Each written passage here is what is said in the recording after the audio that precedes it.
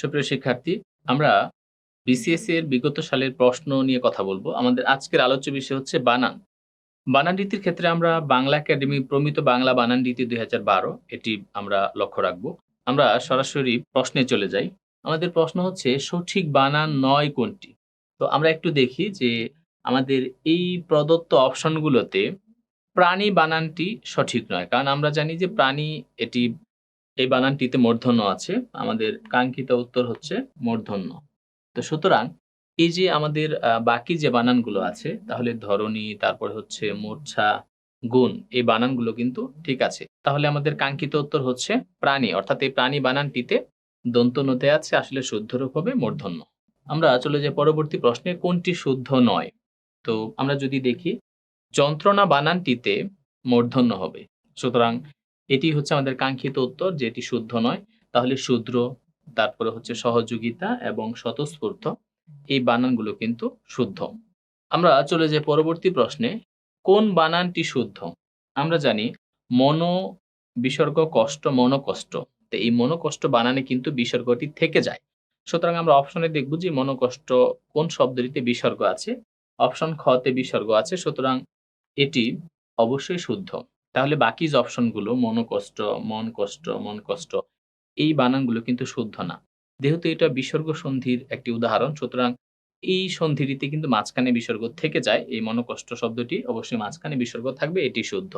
আমরা চলে যাই পরবর্তী প্রশ্নে, কোনটি শুদ্ধ বানান? আমরা যদি একটু সন্ধি বিচ্ছেদ করি, প্রযোগ উজ্জ্বল, প্রজ্জ্বল, তাহলে কোন একটা শব্দে যদি অ থাকে, এরপর যদি হ্রস্ব বা দীর্ঘ থাকে, তাহলে কিন্তু মাঝখানে ওকার হয়ে যায়। অর্থাৎ ওই শব্দের পর সাথে ওকার হয়। যেমন আমরা যদি এরকম বলি পরযোগ উপকার, পরোপকার, তাহলে র এর সাথে ওকার হচ্ছে। তাহলে আমরা যদি বলি প্রযোগ উজ্জ্বল, প্রজ্জ্বল, তাহলে প রফলা যেটা এখানে কিন্তু ওকার হবে। সুতরাং আমাদের কাঙ্ক্ষিত উত্তর হচ্ছে ঘ, অর্থাৎ প্রজ্জ্বল।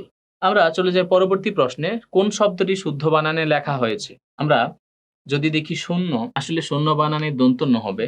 আমরা যদি দেখি ত্রিভুজ, হ্যাঁ, এই বানানটি কিন্তু ঠিক আছে। পূর্ণ বানানটিতেও মূর্ধন্য হবে। আমরা জানি এটি একটি তৎসম শব্দ। আমরা পড়েছিলাম যে চাণক্য, মাণিক্যগণ, বাণিজ্য লবণ বিনিবিনা কঙ্কন কণিকা ফুননি বিপুনি গণিকা আপন লাবণ্য বাণী নিপুণ ভণিতে বাণী ঘনপূর্ণ ভানপন শান গণাক পিনাক পণ্যবান চিক্কন নিকন্দন কহনি বণিগুণ। এখানে কিন্তু পূর্ণ শব্দটি আছে, যে পূর্ণ বেনি, সুতরাং এটি মূর্ধন্য হওয়া উচিত। ভুবন শব্দটিতে কিন্তু এই ভুবন শব্দটিতে কিন্তু হ্রস্বকার হবে। সুতরাং আমাদের উত্তর হচ্ছে ঘ, অর্থাৎ ত্রিভুজ এই শব্দটি কিন্তু শুদ্ধ। আমরা চলে যাব পরবর্তী প্রশ্নে, কোনটি শুদ্ধ বানান? অপশনে আসলে সঠিক উত্তর নেই। তো সঠিক উত্তর হবে স্বায়ত্তশাসন, অর্থাৎ দন্ত স্বর নিচে ব থাকবে, আর ত যেটি অর্থাৎ যুক্ত বর্ণ এটি থাকবে, এটি নিচে কোনো ব থাকবে না। সুতরাং উত্তর হচ্ছে, অর্থাৎ অপশনে কিন্তু সঠিক উত্তরটি নেই। আমরা চলে যাব নিচের কোন বানান গুচ্ছের সবগুলো বানানই অশুদ্ধ। এখানে আমরা শিক্ষার্থীরা এই ধরনের প্রশ্ন পরীক্ষা আসলে আমরা খুবই একটু হতবাক হয়ে যাই। কারণ হচ্ছে যে এখানে এমন থাকতে পারে যে কোনো একটি অপশনে ৩ টি বানানের মধ্যে একটি বানান অশুদ্ধ থাকতে পারে, কিন্তু সেটি উত্তর হবে না। কারণ জানতে চাওয়া হয়েছে কোন বানান গুচ্ছের সবগুলো বানানই অশুদ্ধ। আমরা জানি নিক্কণ বানানে কয়ের সাথে ব ফলা হবে, সুতরাং এটি ভুল। সূচগ্র বানানটি আসলে হবে সূচগ্র, কারণ সূচি যোগ অগ্র এটি জফলা জাত যে সন্ধিটি, অর্থাৎ রস্বইকারে পরে যদি জফলা থাকে, যেমন আমরা যদি বলি ইতিযোগ আদি ইত্যাদি, তাহলে সূচি যোগ অগ্র সূচগ্র, অর্থাৎ রস্বইকারের পরে যদি স্বরে অথবা স্বরে আ থাকে সেখানে কিন্তু জফলা হয়। তার মানে এই বানানটিও কিন্তু ভুল। অনূর্ধ্ব বানানটিতে কিন্তু দীর্ঘকার হবে, সুতরাং এই বানানটিও ভুল। তাহলে কিন্তু আমরা কাঙ্ক্ষিত উত্তর পেয়ে যাচ্ছি। তারপর আমাদের জানতে ইচ্ছে করে যে বাকি অপশনগুলোর কি অবস্থা। আমরা একটু দেখি। অনুর্বর বানানটি আসলে কিন্তু অশুদ্ধ, কিন্তু ঊর্ধ্বগামী এবং শুদ্ধ শুদ্ধি এই দুটি বানান শুদ্ধ। সুতরাং এখানে যেহেতু একটি বানান অশুদ্ধ, এটি আনসার হবে না, কারণ জানতে চাওয়া হয়েছে কোন অপশনের সবগুলো বানানই অশুদ্ধ। ভুরি ভুরি এখানে ঠিক আছে, যদি আমরা এরকম বলি যে ভুরিওয়ালা, এই ভুরিওয়ালা শব্দটিতে কিন্তু রস্যকার হবে, এটি ভুল। আবার ভুরি ভুরি এটিও ভুল, তাহলে দুটি ভুল। কিন্তু জানতে চাওয়া হচ্ছে সবগুলোই ভুল কোনটি।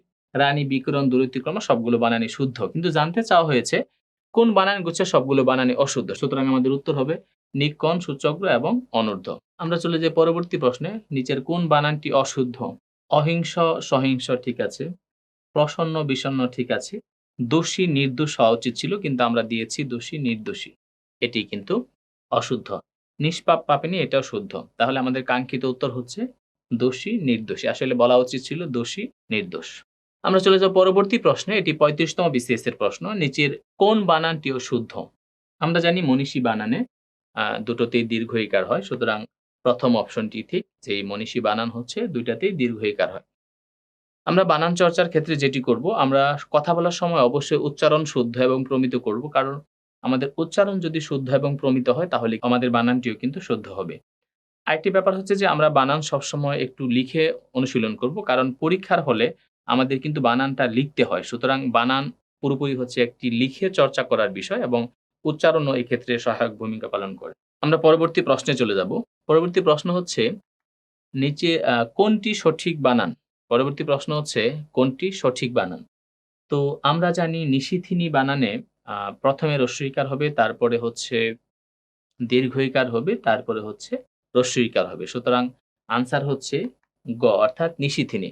আমরা এই বানানটি নিয়ে অনেক সময় কনফিউশন এ থাকি। আমরা বিষয়টি এইভাবে মনে রাখবো যে ১২১ অর্থাৎ ১ম এ হ্রস্বইকার মানে হচ্ছে ১, তারপরে হচ্ছে দীর্ঘইকার মানে হচ্ছে ২, তারপরে আবার হ্রস্বইকার মানে হচ্ছে ১। আমরা এটার সাথে আরো এড করতে পারি যে পরে আবারও দীর্ঘইকার মানে হচ্ছে ২। তো আমরা ২য় টেকনিকটি অবলম্বন করতে পারি। সেটা হচ্ছে নিশিতিনি বানানে ১ম এ ১-২-১-২ অর্থাৎ ১ মানে হ্রস্বইকার আর ২ মানে হচ্ছে দীর্ঘইকার। তো আমরা জানি তো নিশি মানে হচ্ছে রাত। তো রাত তো সাধারণত ১২ টার পরেই গভীর হয়। আমরা এভাবে মনে রাখবো যে তার মানে ১-২-১-২ এভাবে আমাদের মনে হয় বিষয়টি সহজে মনে থাকবে। আমরা পড়ে যাবো পরবর্তী প্রশ্নে পিপীলিকা।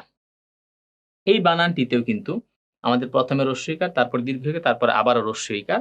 আমরা বিষয়টি এভাবে মনে রাখবো যে 1 to 1 বা ১২১ হচ্ছে কাস্টমার কেয়ারের নাম্বার।